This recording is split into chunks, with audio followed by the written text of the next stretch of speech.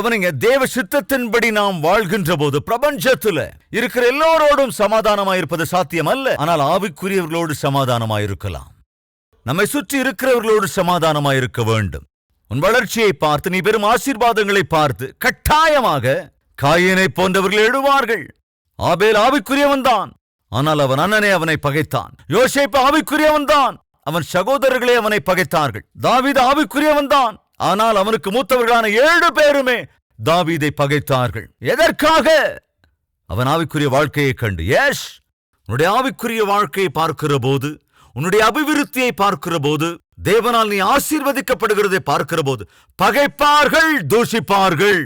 அது அவர்களுடைய குணம். ஆனால் நீ அவர்களை தூஷிக்காத. தாவீது யாரையும் தூஷிக்கலங்க. தாவீது ஒருவரோடும் தன் பட்சத்தில் என்று சண்டைப்பட முயற்சி பண்ணவே இல்லை.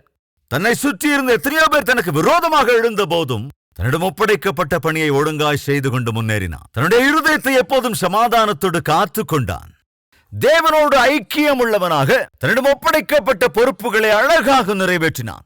சகோதர சகோதரிகளே, முதலாவது தேவனிடத்திலே சமாதானத்தோடு வாழுங்கள். உங்கள் வீட்டிலே சமாதானத்தோடு வாழுங்கள்.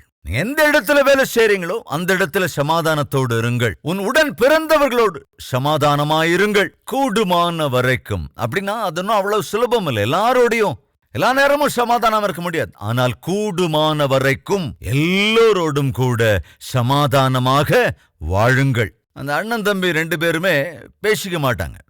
பக்கம் பக்கம்தான் இருந்தாங்க. 2 பேருக்கு இடையில தகராறு.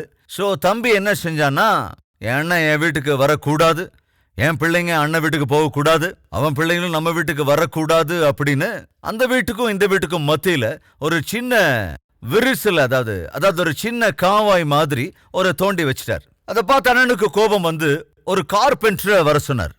நான் ஊருக்கு போறேன், நான் வர்றதுக்குள்ள அதோ அந்த சின்ன அந்த காவாய்க்கு பக்கத்துல ஒரு சுவர் மாதிரி ஒன்று எழுப்பிடு. அவன் முகத்து கூட பார்க்கறதுக்கு எனக்கு விருப்பம் இல்லை. சில பேர், சில சகோதரிகள் ஒருத்தர் முகத்தை ஒருத்தர் பார்த்துக்கிறது இல்ல, ஒருவரோடு ஒருவர் பேசிக்கிறது இல்ல. உடன் பிறந்தவர்களே, சகோதரன் என்றாலே சக உதிரன், அதாவது தாயினிடமிருந்து சக உதிரத்தை பகிர்ந்து கொள்கிறவன். சக உதிரத்தை உடையவள் சகோதரி. அப்படி பிரிச்ச அற்புதமான வார்த்தைகள் தான். ஆனாலும் பேசிக்கிறது இல்ல. இருக்கீங்களா அப்படி யாராவது நம்ம மத்தியில? வீட்டில் இருக்கிறவங்க கூடயே உனக்கு பேச்சுவார்த்தை கிடையாது. உடன் பிறந்தவங்க கூடயே பேச்சுவார்த்தை இல்லை. உன் உறவுக்காரங்களோட பேச்சுவார்த்தை இல்லை. எப்படி எத்தனை காலம் வாழ்வ? கூடுமான வரைக்கும் எல்லோரோடும் கூட சமாதானத்தோடு இருங்கள். தாவீது எல்லோருக்குமானவன், எல்லோரோடும் கூட சமாதானமாக வாழ்ந்தான். ஆனால் அவனுடைய சகோதரர்களே அவனை பகைத்தார்கள். அது அவங்க பொறாமை. சவுலும் கூட துவேஷித்தான், அது அவனுடைய பொறாமை. அதே போல அநேகர் அதற்கு பிறகு தாவீதை பகைக்க ஆரம்பித்தார்கள். காரணம் என்னவென்றால், தாவீதினுடைய அபிவிருத்தியை கண்டு பொறுத்துக்க முடியாம பொறாமையினாலே தாவீதுக்கு விரோதமாக எழும்பினார்கள். அதற்கு பிறகு எல்லாரும் அட்ரஸ் இல்லாம போயிட்டாங்க.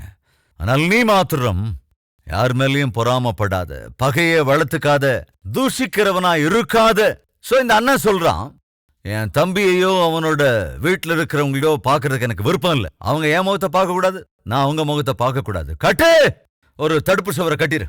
சிமெண்ட் செங்கல்லாம் வச்சு கட்டுறது கஷ்டம். சோ சீக்கிரமா அங்க ஒரு மறைப்பு வரணும்னா மரத்தை வச்சு நீ உடனே கட்டிடு அப்படின்னு கார்பெண்டருக்கு பணம் கொடுத்துட்டு, நான் 1 வாரத்துல ஊருக்கு போயிட்டு திரும்ப வர்றதுக்குள்ள இங்க அந்த சுவர் இருக்கணும். மரங்கள் எல்லாம் கொண்டு வந்தாச்சு.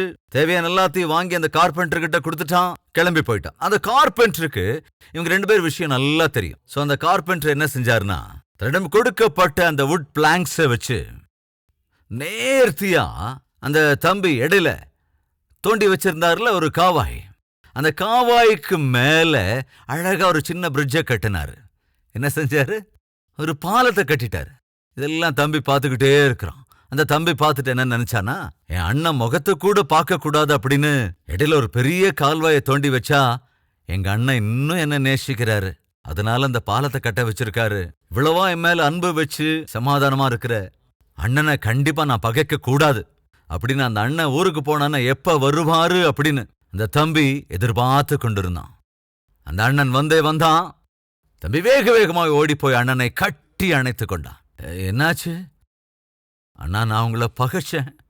நான் உங்க வீட்டுக்கு வரக்கூடாது, நீங்க எங்க வீட்டுக்கு வரக்கூடாது அப்படின்ற ஒரு எண்ணத்தோட இடையில ஒரு பெரிய கால்வாயை கூட தோண்டின. ஆனா நீங்க இன்னும் என்ன அன்பு வச்சு உங்களுக்கும் எனக்கும் இருக்கிற அந்த பந்தம் அருந்து போக கூடாது அப்படின்னு மத்தியில பாலத்தை கட்ட வச்சிட்டீங்க.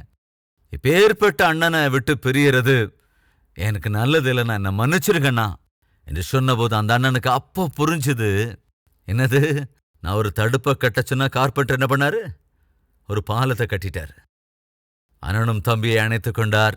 2 பேரும் சமாதானப்பட்டு ஒருவர் கட்டி அணைத்துக் கொண்ட போது அந்த பிரிட்ஜை கட்டினவரு தன்னுடைய சாமான் எல்லாத்தையும் எடுத்து தன்னோட பையில போட்டு தோள் மேல போட்டுக்கிட்டு புறப்படும் போது அந்த அண்ணன் சொல்றாரு, இப்படி ஒரு நல்லவர் இந்த பாலத்தை கட்டினது மட்டும் இல்ல, ஒரு வீடு தான் கட்டணும், எனக்கு ஒரு வீடு கட்டி கொடுக்கணும் அப்படின்னு சொன்னாரு. வீடு கட்டினா நீங்க மாத்திரம்தான் இருப்பீங்க, நான் இந்த மாதிரி இணைக்க வேண்டிய பாலங்கள் நிறைய கட்ட வேண்டியிருக்கையா. சோ என்னோட வேலை சமாதானம் பண்றது தான் ஐயா. பைபிள் சொல்லுகிறது, சமாதானம் பண்ணுகிறவர்கள் பாக்கியவான்கள், அவர்கள் தேவனுடைய குமாரர்கள். சமாதானமா இருங்க. ஒருவேளை யாருக்கு இடையிலாவது சமாதானம் இல்லைன்னா சமாதானம் பண்ணி வைக்க முயற்சி பண்ணுங்க. இந்த விலையேற பெற்ற தேவ வார்த்தைகள் இன்று எனக்கு ஆசீர்வாதமாக இருக்கிறது. நானும் சமாதானம் பண்ணுகிறவர்களாய் வாழ வேண்டும் என்று விரும்புகிறவர்கள் உங்கள் கரத்தை ஆண்டவருக்கு காண்பிக்கிறீர்களா?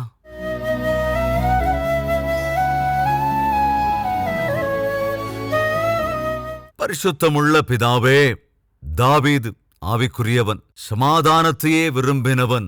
ஆண்டவரே, இன்று நாங்களும் உம்முடைய ஆவியை பெற்றவர்களாயிருக்கிறோம். உம்முடைய ஆவியினாலே அபிஷேகம் பண்ணப்பட்டிருக்கிறோம். எங்கள் வீட்டிலே நாங்கள் சாட்சியுள்ளவர்களாய் வாழ வேண்டும்.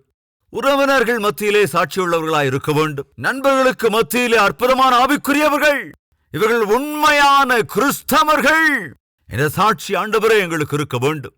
அறியாத மக்களுக்கு மத்தியிலே நல்ல ஆவிக்குரியவர்கள், அற்புதமான கிறிஸ்தவர்கள் என்ற சாட்சியை பெற்றவர்களாய் நாங்கள் வாழ வேண்டும். எங்கள் நடத்தையை காத்துக்கொண்டு, பரிசுத்தமானவர்களை காத்துக்கொண்டு, எங்கள் சாட்சியை நாங்கள் காத்துக்கொண்டு எல்லோரோடும் சமாதானமாய் வாழ வேண்டும். அதேபோல் உம்முடைய சாட்சிகளாய் உயிருள்ள நாள் மட்டும் வாழ வேண்டும். அப்படிப்பட்ட கிருபை எங்களுக்கு அருள வேண்டும் என்று இயேசு கிறிஸ்துவின் திவ்ய நாமத்தில் வேண்டிக் கொள்கிறோம் பிதாவே. ஆமென்.